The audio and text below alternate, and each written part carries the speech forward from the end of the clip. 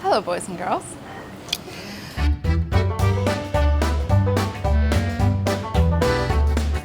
Today, we're going to make spicy coconut grilled chicken thighs, which is a recipe that I created with the intent of creating a very simple all-purpose summer marinade that could really be applied to any protein. I'm going to take you through the steps of making it. It's very simple, and then I'll show you how we can apply it to shrimp, grilled chicken thighs, and strip steak. Skirt steak. Why can't I get that right? It's skirt steak. The thing that makes this marinade so delicious is that it's super, super punchy and therefore requires only 15 minutes of marinating time to really impart a lot of flavor. So if you want a lot of bang for your buck in a marinade, go hard on the flavor if you don't have a lot of time to marinate. That said, you could keep chicken, shrimp, or steak in this marinade for up to 3 or 4 hours and it will only get better with time. I'm gonna grate 3 inches of fresh ginger into my marinating bowl. And you'll notice that I didn't peel the ginger because I never peel ginger because I don't understand why people peel ginger. Someone just decided one day, like, gotta take the peel off, and then everyone started wasting their time with the spoon when really you could just eat it and you would never know it was there. Unless it's really old and knobbly, in which case you shouldn't be using it anyway. 3 inches is a lot of ginger, but like I said, we're making a super punchy marinade. That feels good.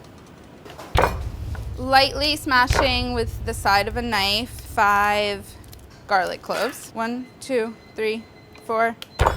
And then we grate those boys right in there.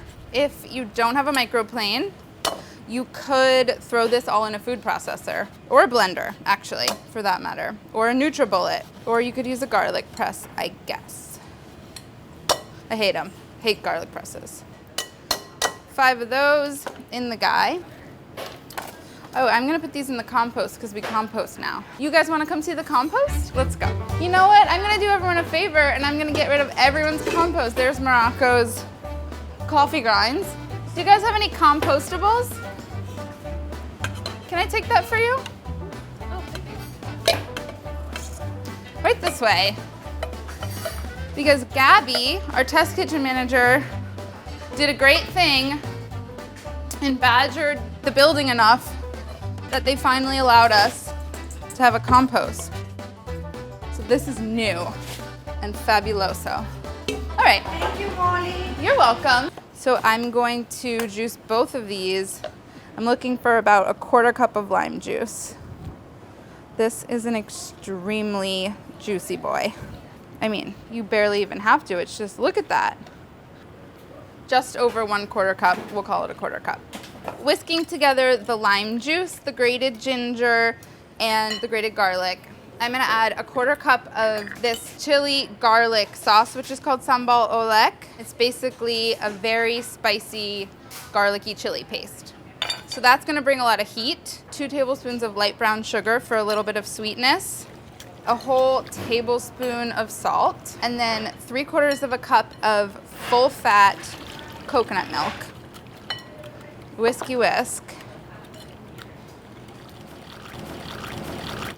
And then in goes 2 pounds of boneless, skinless chicken thighs. A great cut of chicken for the grill because having no skin on them means that they will not flare up, cause fires, burn, the skin won't curl up. These pups are going in for about 15 minutes or longer. And then we'll preheat the grill, clean up a little, and head over. No one tells me anything. If I tell you, you can't say anything. You can't say anything. Tell me. He's becoming I want to know this stuff. You guys need to stop doing this. We're walking here. Doing anything. Trying to make a video here. Turn the mics off. In the meantime, these chicken thighs have marinated, and I forgot to put the vegetable oil in because I was too busy gossiping with Andy. So I'm streaming in just a couple tablespoons of oil because otherwise they will stick to the grill. And then I also happen to have some skirt steak, not strip steak, in the same marinade. Something funny happened.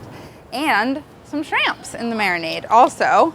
Shrimp doesn't need to marinate as long as the chicken or the steak. Just to demonstrate the versatility of this marinade, we're gonna cook all of them. Let me see if I can bring this entire board over. I'm super strong.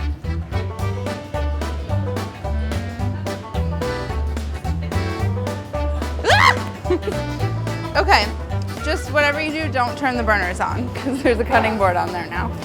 I'm pulling them out of the marinade, transferring them to a baking sheet, and then I'm going to cook down the rest of the marinade that's left. We're going to be glazing with that later on. I've got a plan. Okay, let me take them all out. I don't want to cross-contaminate all of these different proteins, so we're gonna actually reduce all the marinades separately, but we'll do some of that off camera so you don't have to watch 3 different marinades reduce. Anyway, on the recipe page, there were some comments about salmonella and food poisoning related to this recipe. And I would just like to say that as long as you make sure to cook down the marinade, which means bring it to a boil, which kills any bacteria that might be in the marinade from the raw chicken, there's no way that you're going to get sick. So don't worry about it. And I'm very sorry for the people who did get food poisoning, but I think it was unrelated, personally. Did that sound sincere? Anyway, seriously, truthfully, you're not gonna get sick from this because we're going to boil this and it's gonna kill any bacteria. Cook your marinade, folks. It's the biggest takeaway of the day. What this is also gonna do is concentrate all of the flavors and thicken it a bit so that it's more of a glaze when it goes onto the chicken after the chicken's been grilled. We're gonna baste with it. And so it'll kind of get lacquered in this shiny, bright orange, zippy, zingy sauce. This reduces for 2 to 3 minutes. Oh, we lost a camera. Zippy and zingy, those are good words for food that I never use. I feel like people always say tangy. No one says zippy or zingy. Oh, we're boiling. Anybody care to take a look? Why not? So we're boiling, killing all that bad stuff. You can see this is turning bright orange and it's thickening a bit. I'm gonna let it go a little bit further, but not too much, because it's also gonna continue to cook as it's being basted onto the shrimp, the chicken, and the steak on the grill. Okay, I feel good about this. We can also just leave this on the grill kind of nearby. Like right here. And then here we go. We'll do a little chicken zone over here. This grill is preheated to medium in the chicken zone. And I'm not gonna cross-contaminate with the steak either. This is the order of the tongs. Chicken, steak, shrimp. Get these things out of here. I feel like I'm like in service on the line. And it's a little bit hectic. Chicken, steak, shrimp. I'm a professional. Chicken, steak, shrimp. Chicken, steak, shrimp. Okay, I'm so nervous. That's looking pretty nice. Should we give that a flip? It's okay, there's a lot of fat in this steak. Now I'm brushing with this reduced steak marinade. Chicken. Ready. That guy flipped. So now I'm basting chicken with chicken. We're glazing. Be generous with it. This stuff is delicious. Shrimp's going on because they take 2 to 3 minutes, and I feel like we're 2 to 3 minutes out on chicken. And of course, we're gonna be basting those with their own marinade. Steak is ready to come off the grill. We're gonna have a nice mixed grill platter over here. I'm gonna give these chickens one more baste. They've been cooking for probably 5-6 minutes. Maybe give them another 3 or 4. Shrimp. Shrimp cook super, super fast, so the best way to get good color on them is to leave them for the longest period of time, a couple of minutes on one side, and then just kind of kiss them on the other side. You're never really gonna get good charred grill marks all over shrimp without it overcooking, so choose a side. All right, chicken. Did you guys think I wasn't gonna be able to do this? Oops. I mean, yeah, I'm very impressed. It seemed like Hectic, a little bit hectic, a little confusing. It was. There's our little chicken pile with our chicken tongs. Gonna give these guys a little flipperoonie. They will turn opaque when they are done, and really it's like 3 minutes. There's nothing worse than overcooked shrimp, that's for sure. And they're gonna keep cooking as they rest. Another minute, and then we'll pull all those off and have a little surf and turf. A spicy coconut surf and turf. You know what I love while I'm grilling? A beer on ice. Beer on ice, a little bit of lemon juice and a little bit of simple syrup. Nothing more refreshing than that, except for maybe water. I love water, as we know. I tend to have a ferocious thirst. Today I'm just ferociously hot. It's hot in here. Okay, you guys are done.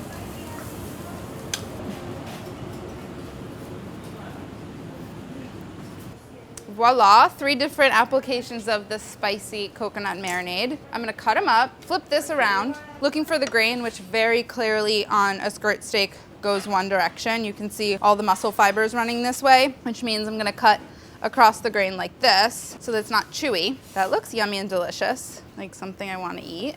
Wow, it's so tender. The marinade really, really tenderizes the meat.